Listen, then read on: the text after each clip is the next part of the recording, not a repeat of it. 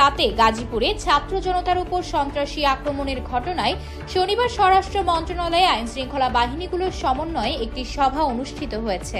সভায় সংশ্লিষ্ট এলাকার আইন শৃঙ্খলা পরিস্থিতি স্বাভাবিক রাখার লক্ষ্যে ও সন্ত্রাসীদের আইনের আওতায় আনতে যৌথ বাহিনীর সমন্বয়ে অপারেশন ডেভিল হান্ট পরিচালনার সিদ্ধান্ত গৃহীত হয়েছে।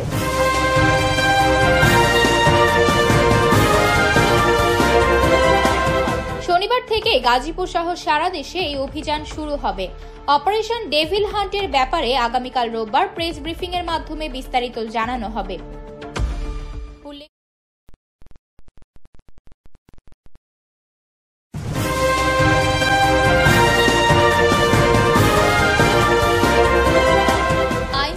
পরিস্থিতি স্বাভাবিক রাখতে ও সন্ত্রাসীদের আইনের আওতায় আনতে যৌথ বাহিনীর সমন্বয়ে অপারেশন ডেভিল হান্ট পরিচালনার সিদ্ধান্ত নিয়েছে সরকার।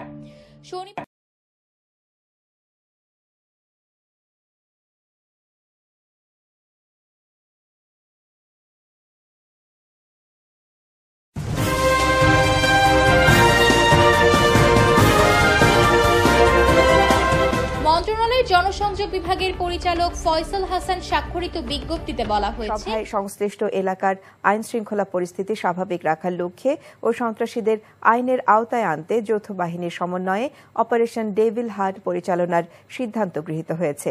আগামীকাল রোববার সংবাদ সম্মেলন করে বিস্তারিত জানানো হবে বলে বিজ্ঞপ্তিতে উল্লেখ করা হয়েছে।